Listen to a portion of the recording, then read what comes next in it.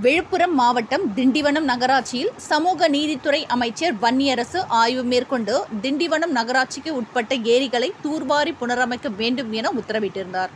திண்டிவனம் சட்டமன்ற தொகுதியில் மேற்கொள்ளப்பட்டு வரும் பல்வேறு பணிகள், நிலுவையில் உள்ள திட்டங்கள் மற்றும் மக்களின் கோரிக்கைகள் குறித்து விரிவான ஆய்வுக் கூட்டம் நகராட்சி அலுவலகத்தில் நடைபெற்றது.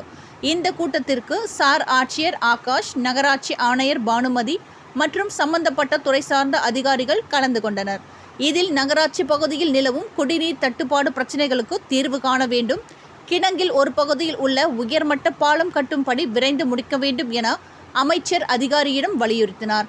பின்னர் பொதுமக்களை சந்தித்து மனுக்களை பெற்ற அமைச்சர் வன்னியரசு, திண்டிவனம் ரோசானை மாரியம்மன் கோயில் தெருவை சார்ந்த சரத்குமார் என்பவர் 4 ஆண்டுகளாக 2 சக்கர வாகனத்தில் விபத்து ஏற்பட்டு முதுகு தண்டுவடம் பாதிக்கப்பட்ட நிலையில் 2 கால்களும் செயலிழந்த சரத்குமாருக்கு மாற்றுத்திறனாளிகளுக்கான 2 சக்கர வாகனம், மாற்றுத்திறனாளி அடையாள அட்டை, மாற்றுத்திறனாளி ஊக்கத்தொகை மற்றும் மாற்றுத்திறனாளிக்கான சலுகை வேண்டி மனு அளித்தார்.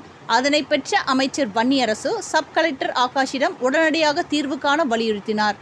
இதில் விசிக மண்டல செயலாளர் வழக்கறிஞர் திலீபன், ஆவண மைய துணை செயலாளர் வடிவேல், மாவட்ட துணை செயலாளர் சசிகுமார், பொருளாளர் வழக்கறிஞர் இளஞ்சேரன், நகர செயலாளர் இளமயன், நிர்வாகிகள் வழக்கறிஞர்கள் அருள் வளவன், சுரேஷ், விஸ்வதாஸ், ரோசானை கதிர் மற்றும் மணிபால், தளபதி ஏழுமலை, அபிமன்யு, விஜய், செண்பகராஜன், ராஜேஷ் சர்மா, பொற்செல்